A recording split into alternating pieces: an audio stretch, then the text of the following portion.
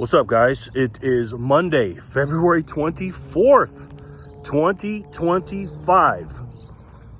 We're at the Bitcoin block height of 885,182. TikTok, next block. I have to keep saying 2025 over and over and over again because every year, the first 2 months, I always say the year prior to that. But today's a special day for me personally.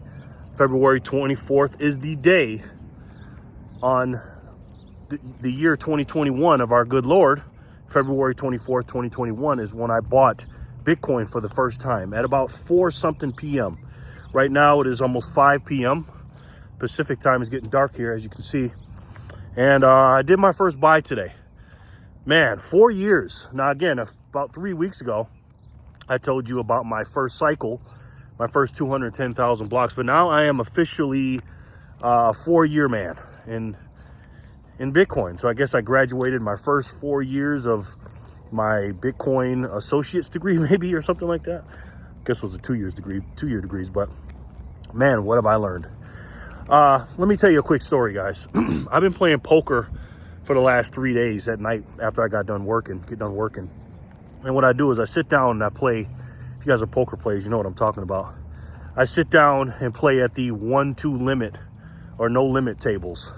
The 1-2 blinds, $1 and $2 blinds, small and big, and I play no limit. And I think the cap you can buy in for is $300, and that's what I do. I play with I don't want to say low level players, but players that are not, either really good or don't have a lot of money. But again, there's some really good players there. They just go down there and eat lower level players like myself.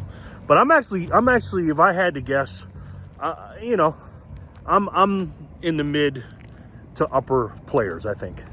And again, I'm never the sucker at the table, because my daddy always taught me, when you sit at a poker table, you know the old term, if you don't know who the sucker is, it's you. And I always pretty much can identify a sucker. So, but in any case, I was playing with some guys the other night. I've been doing pretty well too these last 3 games. I've been up every night, because I'm very disciplined with my money, because I know I have to buy my Satoshis with it. But anyways, there was a guy, he was a dealer, really smart guy in computers and stuff. And we were talking about politics and stuff like that. So I asked him about Bitcoin. Does he have any? He goes, oh yeah, I got some Bitcoin. You gotta, what did he say? You gotta have a hedge on inflation. So I put what do you say, 3 to 5% into Bitcoin. I said, okay, cool. He's like, yeah, and I've been trading my Bitcoin in a range of between 95,000 and 105. So I, buy in at 95, and then when it gets to 105, I sell. And I've been increasing my Bitcoin holdings. So I was like, oh, okay. And you know what I thought about that when he was saying that. And then he went on to saying, because I wasn't saying I'm a Bitcoin expert or nothing like that, but the things that I know learning these last 4 years with Bitcoin and 7 months prior with precious metals, I know that, I don't want to say I'm the top echelon of people and stuff like that, but, I know more than the ordinary bear. Okay, that's all I'm going to say about that. Then he also went on to say, because, when he was saying that about the buying at 95 and selling at 105, and I'm just like, what if it goes to 120 or 110? You know what I mean? But he says he's been increasing his Bitcoin holdings. Sounds like to me, and I didn't get into it, but sounds like to me he doesn't have it on cold storage or nothing like that. He's just basically got it on an exchange. And again, if it's not your keys, it's not your cheese. And then he went on to say, he goes, you want to hear a crazy story about Bitcoin? I thought I was smart. And he wasn't particularly talking to me, but he was talking to me and everyone else. He basically told everybody that he got into Bitcoin in 2008, right? He says his friend, because this guy's a computer guy, he said that his friend asked him to help him set up a miner to help him mine Bitcoin in 2008. I'm thinking, wow, you must be some kind of time traveler, because I know the white paper came out in October of 2008, but first Bitcoin wasn't mined in 2009. But again, he could have misspoke. But this is how I kind of know he didn't misspeak. He went on to say that not only did he help mine it, but the guy gave him 20 Bitcoin that were worth $20 in 2008 a piece. And I'm like, well, Bitcoin wasn't worth $20 in 2008 because it didn't come out, and it definitely wasn't $20 even in 2009. So either he's got his dates way wrong or he's not telling the truth. And then he said a few months later, he said he sold them for, I think he said $1,000 a piece or something like that. And I'm like, yeah, this math ain't mathing. But again, and I didn't correct him or nothing like that because he was a good guy. And he was also talking other stuff about politics that, if you didn't know any better, which, I do and we do, and I'll get into that in a minute. He sounds like he knows what he's talking about. But again, people in the world are very misinformed. And that's why I love us as Bitcoiners and precious metal stackers and freedom fighters and freedom lovers or whatever, because we know what's up. You know what I mean? We know what's up. So that's why I'm announcing today that I'm going to start a group of us freedom lovers, freedom fighters, or whatever. Because again, my channel is called Jerry Loves Freedom. This is not a Bitcoin channel or a political channel. We talk about a lot of stuff, but it's based on freedom. And again, I love me some Bitcoin, don't get me wrong. But I don't love freedom because I love Bitcoin. I love Bitcoin because I love freedom. And this is why I love the United States of America, because I love freedom. That's why I voted for Trump. So what I'm going to do is, on the Signal app, the quote-unquote private app, I'm going to start a group on there where we can all get together, and I'll call it the Freedom Group, or whatever we call it. And on a monthly basis or a daily basis, we're going to be able to chat. And you'll be able to chat with me. Not saying that like that's a big deal or nothing. I'm just a regular guy. But you'll have access to me. It'll almost be like you can text me and stuff in a group chat. Now, it's going to be $1 every 30 days, every month, every first of the month. So whether you come in or not, we're going to start it March 1st on Signal.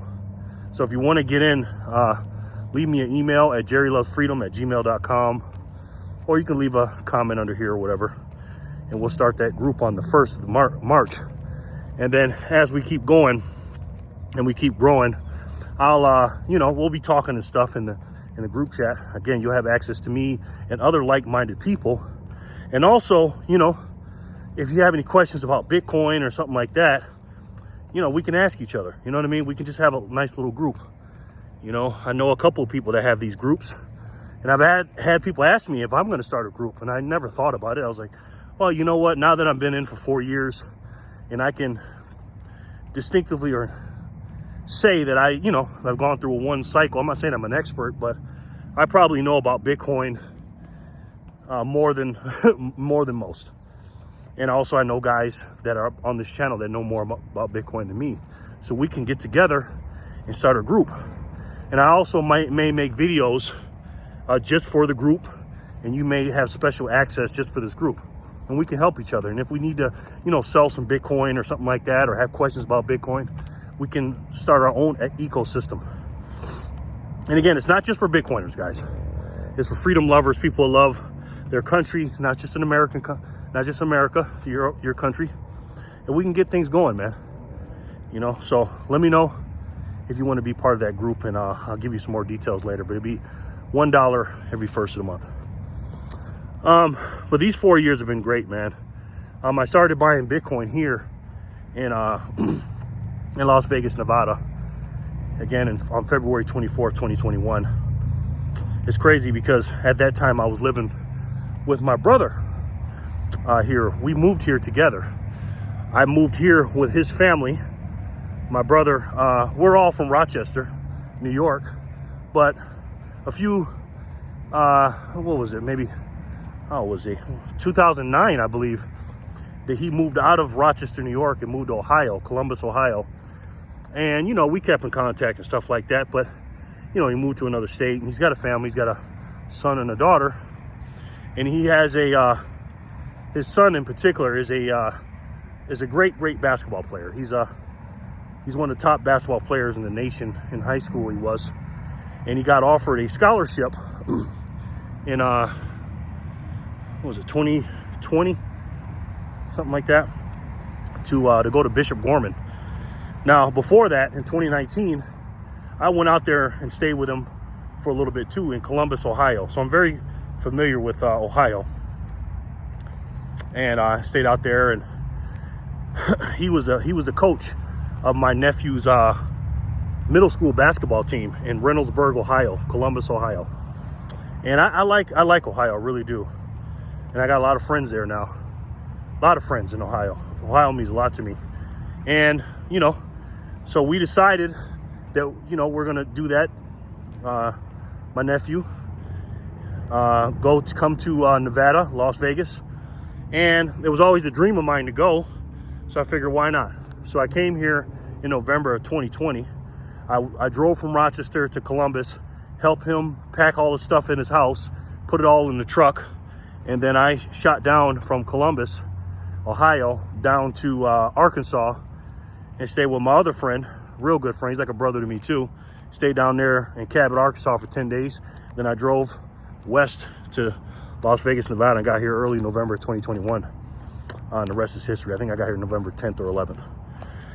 And it was cool, man. And, now my nephew, my brother and him moved back to Ohio because he got a scholarship to play for the Ohio State basketball. And he plays for them now. Unfortunately, they lost yesterday to UCLA. But he's a starter. He's a really, really great basketball player, and he's a really great kid. I love him to death, man. And I'm very, very proud of him. He did well here in Bishop Gorman.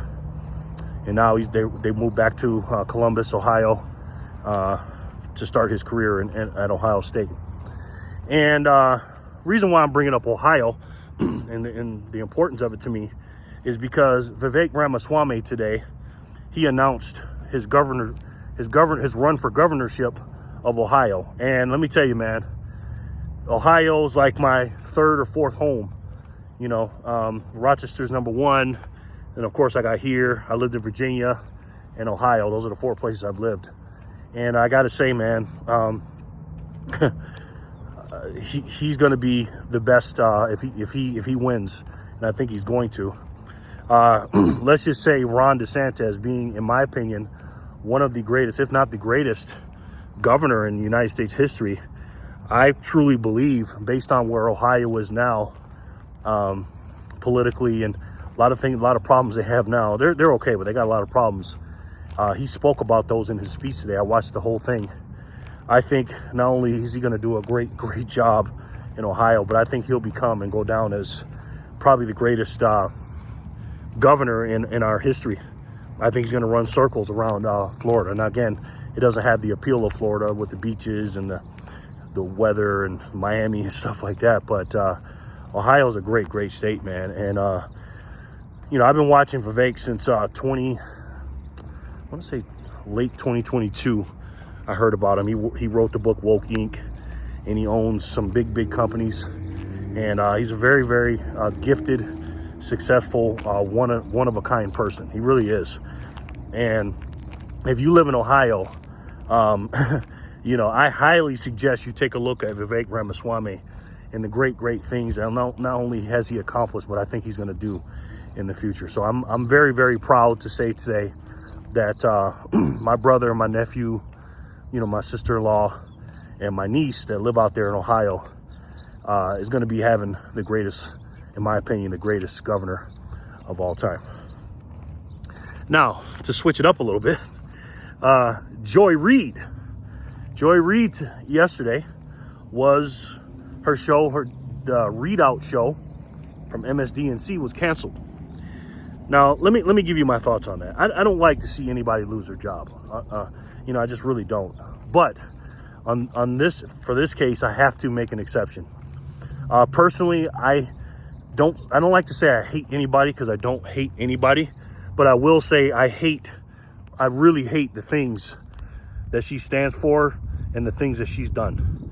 The division that she's caused in this country, the propaganda that she's spewed out, the racism, because again, the two people I can't stand the most or dislike the things that they do the most is a white liberal with a savior complex and a race hustler, a black race hustler, especially that's a multimillionaire that claims not only that you're a victim and you can't make it, but they're a victim. I can't stand that. And Joy Reid, I take great pleasure in saying that her show is canceled now. Thank God, even though it's getting replaced by another race hustler, that black bald head lady. And then the other black dude who pretends to be a conservative that's really a Democrat. He's a Republican in name only. And then the other lady who's I think is Menendez, the one of the senators from I think it's New Jersey, who got caught with the gold and stuff, his daughter. You know, they're a bunch of wokesters too. But Joy Reid in particular, she's had the show for 5 years, and she's done nothing but spew nonsense, hatred, racism, division, lies, Trump derangement syndrome, everything else. And I'm so glad that person's out of here. So glad. And this is just showing you that mainstream media is slowly but surely dying, and and the people that are doing stuff outside the streams, outside the mainstream, are doing well. And speak of that, Dan Bongino, he's a podcaster that got way more views and listens than Joy Reid.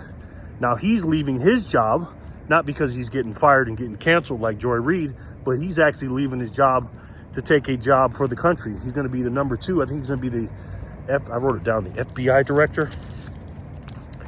The FBI deputy director, number 2 behind Kash Patel. I didn't talk about that yet with Kash Patel, but you got Pam Bondi, Kash Patel, and now Dan Bongino. Wow, man. What a team. What a team. And let me tell you something.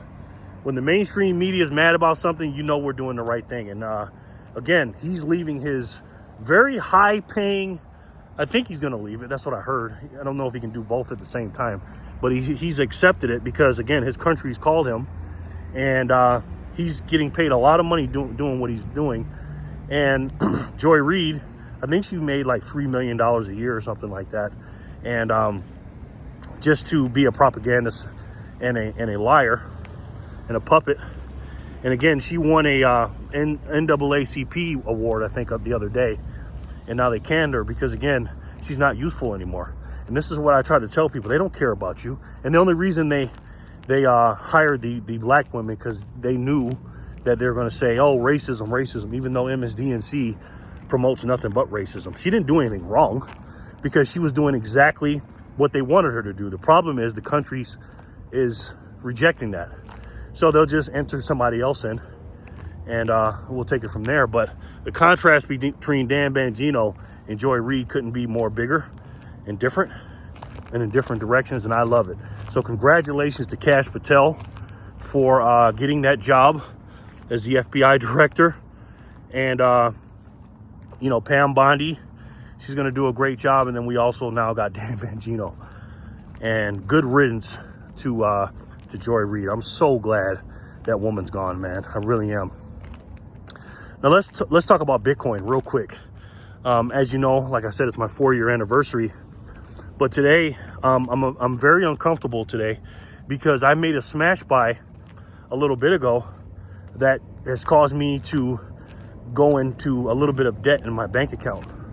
And what I mean by that is I have a certain amount in my bank account for bills and stuff like that, and not for, you know, outside of that, I do have my hourly buys and stuff like that. But I actually I smash bought twice when the price dipped, and I put myself in a bad position. Well, short-term bad position that I'm going to have to work very, very hard these next couple days just to catch up. Because, again, when that thing dipped down to 93 something, I bought. And then it dipped down to 92,000. I bought, as of this recording, it's 92,000. I bought again. Make yourself uncomfortable, guys. Because, again, I don't know if it's going to drop in the 80s, or I don't know how long it's going to be like this. I have no idea. But again, you got to take advantage of these dips, man, if you understand Bitcoin. And if you don't understand that and you're mad about this dip, then again, just like I said in my last Satoshi Saturday video, you haven't seen that, check it out. You need to study Bitcoin.